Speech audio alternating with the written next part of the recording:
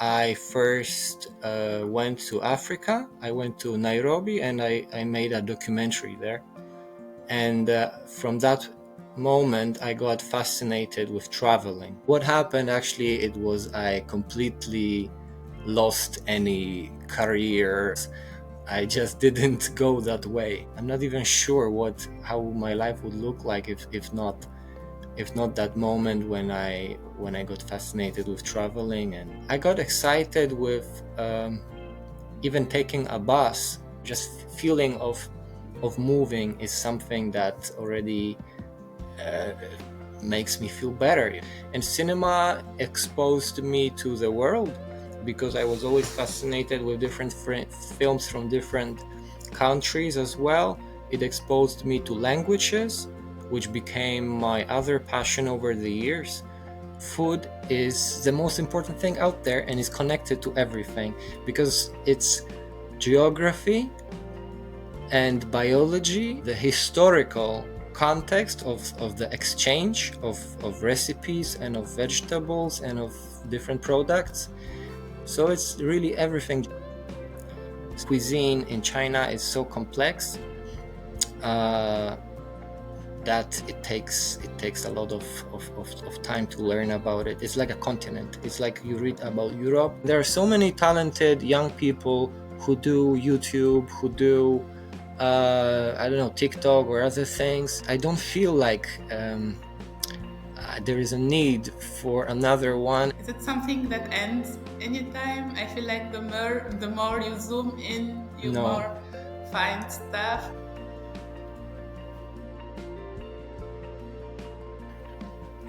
Hi Kasper, how are you doing? Hey, Azza, I'm great, thank you. How about you? All good. So to start, how do you like to be presented? Um, Presented. My name is Kasper, and I like to think about myself as a traveler, just because this is the only word that comes to my mind. I do many things. I do photography. Before I was doing videos. I do have a blog, but I'm not sure if I'm a blogger. It's complicated. At the end, everything I do is connected to travel. So traveler is just, although it does sound a little bit boastful. So so I don't like saying using that word too much. Yeah, some words got like used too much that it doesn't make the real sense that we want to use it for, but we get you. What get you into traveling at the first place? How did you start at traveling? So about 20 years ago, I started working with camera. Uh, I was a cameraman, with those large cameras, and I worked freelance doing different things. But it was in 2008 that I first went to Africa. I went to Nairobi and I made a documentary there. And from that moment, I got fascinated with traveling in general, and gradually my projects became centered around traveling more than film, more than video. And after a few years, it was just pure travel without any projects, responsibility. And it just shifted from teamwork that is always important when it comes to filmmaking to being solo, so more photography, writing, other things that I can do alone. Mm, what was the main difference between traveling in a team of filmmakers to Mhm. traveling solo?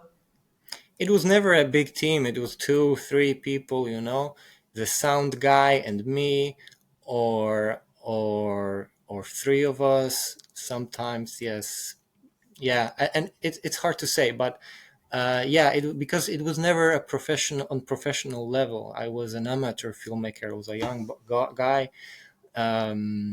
Yeah, so there was no budget, no official production usually. Sometimes we got some fundings, but it was all on amateur level, I would say. But yes, that was kind of like many people who maybe haven't seen me since that time. They would expect me to have a career right now. But what happened actually, it was I completely lost any career path or chance. I just didn't go that way. Sometimes I feel bad about it, but mostly I'm very happy with my life. So I'm not even sure what how my life would look like if not that moment when I got fascinated with traveling. And yes, What specifically in those experiences that got you fascinated into traveling that you prioritized on filmmaking that I guess you like also? What specifically in the experiences that were so I'm special? not sure if it's a specific moment. Is um, It was more just the fact of feeling good doing something new, something that requires constant focus, uh, just the mode, the lifestyle, the not lifestyle, more like the condition in which you find yourself while traveling. And there was no specific situation. It was more about the feeling that I started to feel and explore from that moment. I got excited with even taking a bus. Even if I'm not traveling and I stay in a city, even if I just take a city bus or tram, I'm already excited about the kilometers passing by. Of course, I can say that looking through the window and the landscape is changing or the cityscape is changing, this is exciting. But even if there is no window and I'm just there, just feeling of moving is something that already makes me feel better. Just feeling better at the end is it's about my well-being. So this is the base on the base. Yes, Okay, so it's so necessary in life for you to travel. It's like a first necessity. I like doing different things, but feeling like just being on the movies is just it's hard to say because it's already many years that have passed, and now it's something that is normal for me. But yes, I just don't want to feel bad. I want to feel good. And what makes me feel good is traveling. Of course, it's all connected to my general passion to life, to knowledge, to the world, to people, uh, in general, I would think knowing stuff is important for me, and it will always was important. It was much more before traveling, before video maker jobs.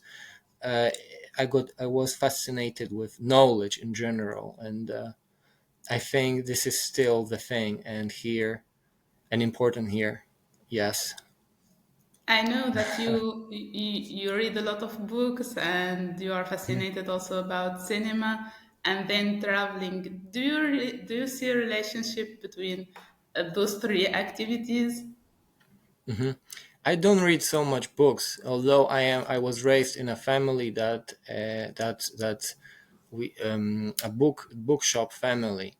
So the bookstore is my background, because when I was born and I was a little boy, we always dealt with books. And I love reading, but it's not always books. Even a short Wikipedia article is something that makes me excited. As for cinema, this is my big passion, and I watch everything, literally everything, and mostly in theaters, mostly in cinemas. But in general, I just love film, reading about film, and and traveling, of course, is my life. So uh, I would say more knowledge than books. I would say knowledge in general, with different sources. And cinema exposed me to the world because I was always fascinated with different films from different countries as well. It exposed me to languages, which became my other passion over the years. It was not always like that because I didn't speak too many languages at the beginning, but gradually this became an important thing for me. And since many years already, I practice languages every day, sometimes 5 minutes, sometimes 1 hour, sometimes for the whole day. I'm just sitting and learning a new language, one after another. And of course, it's connected to traveling because this is how I practice. And this is why I do that, because communication is important and it's fun. But also, this is the cinema background, with all those languages in my head. Of course, I've seen films from more countries than I have visited, and probably I will never visit as many places as I've seen. And also the languages I've heard, including some very rare little languages that are there. I always keep attention to that while watching films, or yeah, I just love exploring. It's exploring not only physically the planet that we live on, but also culture and just knowledge in general. Yeah. Yeah, that's definitely how I see that those three activities are connected because it's a kind of form of traveling through books. Even if you Yes. read the fiction book in another country, you explore how people are living there. And then through cinema, it becomes not only words, but Hmm. also the video. And then you travel and you live it on your own. So I feel they are very much connected fields. You write in your blog and on Instagram you see that you say that you are a foodie person. How would we define a foodie person, and what's the role of food in the traveling experience? Hmm. So a foodie, maybe, let's say this. Maybe I will describe you how I developed my foodism. So of course it started with eating, right, and also being fascinated with the differences between different cuisines, and cuisine as part of the general knowledge and culture, the things we just talked about. Uh, but gradually it became something more important for me. At some point, I decided to travel. It was China first that was my first big project. I explored that country very thoroughly, with food in mind, and I stayed on this path. I stayed focused on food when it comes to my travels and general research, because I found that food is the most important thing out there and is connected to everything, because it's geography and biology and all those things, because where things grow, what is grown, the weather that is in a given place, the historical context of the exchange of recipes and of vegetables and of different products, and also linguistic aspect of that, because how names travel, how dishes and recipes and names of products travel. So it's really everything: geography, history, culture. People smile when I travel somewhere. Let's say I hitchhike in a countryside in somewhere in Asia, let's say, and I just talk to a person and I name a dish or a specific, product, and they will always smile. it connects people. It's um it's never bad. I mean, to know something, it's never bad to know something, and it's always connects people, even if of course there are some troublesome aspects of food and the industry, or some diet or other things that you can argue about. But in general, it brings friendship. It brings smile to people's faces. So yes, I'm not sure if there is any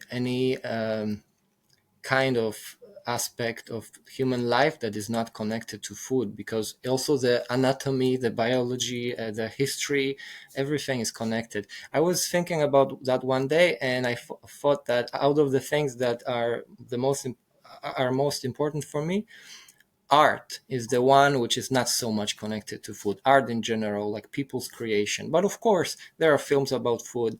There is art. If I go to an art gallery and I see a painting of a fruit, it gets me excited But a as well. recipe isn't art. A recipe isn't a kind of art. Yes, cooking is art. Cookery, cuisine, uh, this is the kind of art. And maybe that's why I started with China, because it's exceptionally respected there, and considered a kind of art. But I think in general, all around the world, is human creation. If it's hard to talk about it without getting back to the basics and trying to define what is art, right? So if we define art, then of course we have to say about different aspects of human, creativity and other things. And food is definitely part of it, no matter how you define art in general. You've been speaking about China.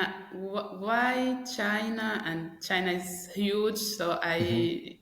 I assume there are differences between the different regions. Were you attracted to a specific region, or did you like the idea Hmm. or the country on its whole?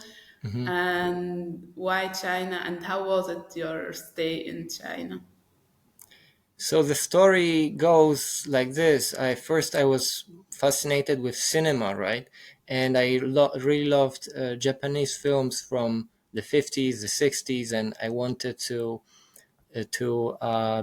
become a film historian, actually, right? Let's say, because that was one of my big passions. And I was always reading about those things, uh, Asia in general, or Far East in general, cinema in general. But at that moment, I thought about, okay, I want to become a traveler. I have to think about future projects, but I also love cinema and I would like to connect it somehow. And then I started reading about Japan, thinking of it as my next destination and my next project. But then I found a lot of things referred to the history of China. So I went back to the library and got more books, this time about China. And of course, the number of books on my table doubled or quadrupled, because China is a big subject. And investing time in this research, uh, and just the pure love I developed to this subject just made me learn Chinese and made me go there. So this is how it started. But as you say, this is a big country, and because of that, the investment of time and energy is just infinitely much bigger than any other subject, geographical region, or culture, civilization wise. So that's why it's now a huge chunk of my life. I love small countries, but big countries just require more energy to research and to explore. And for that reason, I speak a lot about China. But of course, I love little places like, I don't know. I've been several times to Guatemala, or I'm not sure. Sometimes a country is not big geographically, but it's of rich history and traditions, Mm-hmm. like Italy, for example. But in general, yeah, big countries just take more attention here. And I visited several hundreds of cities actually in China. So it's crazy. I never counted. Maybe I should sit down one day and count. But for sure, of course, it depends because the administrative divisions and all those things. It depends how you define a city or a place in general. Because yeah, but I've visited many hundreds of cities, towns, countrysides, and also natural sites in China. So it costed me a few years. So so yes, and getting back to your what you said, cuisine in China is so complex. Uh, that it takes a lot of time to learn about it. It's like a continent. It's like you read about Europe and the difference between Italian food and Norwegian food, and then you get Portuguese and Russian dishes, and it's just as vast as Europe. Hmm. Are you thinking about filming or writing about your experience in China? I guess you now you have so much knowledge about it that we would like that you shared with people. Uh, another problem with my life is and projects is that over the years, during those, for example, last 10 years, the technology changed, and there are so many talented young people who do YouTube, who do I don't know, TikTok or other things. I do not necessarily follow a lot of different accounts or profiles or channels, but there is a lot of people who have huge knowledge about food, about from different perspectives, cooking, traveling, eating. That I don't feel like there is a need for another one, and especially that I don't feel so well prepared as them. They are really talented, and I'm not sure if I could contribute in the same way. I have many ideas, of course. My original, I mean, my the idea that originally was about cinema soon became an idea for a book for children. Actually, that was my original idea. But in the meantime, it got to a different direction, and now I'm a specialist. So probably I should do something. But yeah, I have many ideas, but not always I have the energy and not sure if I have talent to to do something. Yeah, I need a push. Okay, I see. I believe like doing filming or writing on internet, even blogging, it requires not only being an artist but also all the algorithm, the system, how it works. So it gets True. another direction that it's less about art and knowledge and more about business. So it gets maybe less interesting and less fun. Hmm.